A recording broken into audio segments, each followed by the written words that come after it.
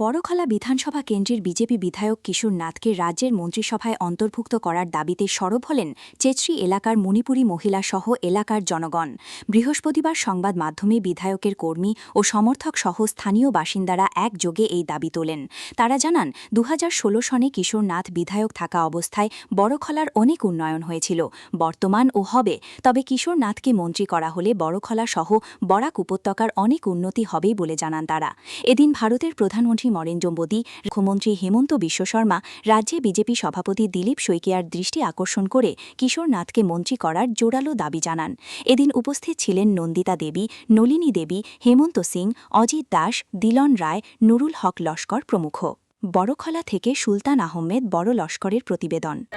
আমরা কিশোর নাথ বিজয়ী হয়েছেন, আর আমাদের মামার কাছে অনুরোধ যে আমরা বড়খলার কিশোর নাথকে মন্ত্রী চাই, মন্ত্রী প্রতিচাপে চাই। আমরা কিশোর নাথকে মানে মন্ত্রী দেওয়ার জন্য আমরা মামাকে, হেমন্ত মামাকে অনুরোধ করছি। আমরা খুব গর্বিত। আজকে দীর্ঘদিন থেকে আমরা এই বিজেপির লোকে মহিলারা উন্নয়ন, বিভিন্ন জায়গার উন্নয়ন হয়। তো আজকে আমরা ভারতীয় জনতা পার্টির বিজেপির প্রার্থী কিশোর নাথ মহাশয় বিপুল ভোটে জয়যুক্ত করছেন, যেটা লাগে আমরা সবাই ধন্যবাদ জানাইলাম। আমরা আসামের মুখ্যমন্ত্রী দাবি করলাম যাতে কিশোর নাথকে মন্ত্রিত্ব দেওয়ার লাগিয়া, এইটা আমরা দাবি করলাম।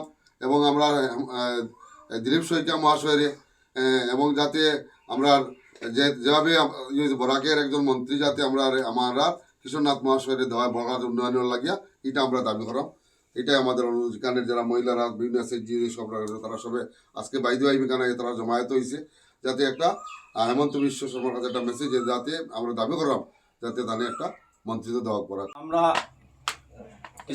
বিজেপির তরফ থেকে আমরা কিশোর দাকে আমরা ভোট দিয়া জয়যুক্তন, বিপুল ভোটে জয়যুক্তন করাইছে। এখন বর্তমানে আমরা সবের পাবলিক, আমরা সব মহিলার তরফ থেকে আমরা কিশোর দাকে আমরা মন্ত্রী পদে চাই। আমরা রিকোয়েস্ট করছে, আমরা হেমন্ত মামাজিকে আমরা রিকোয়েস্ট করছি।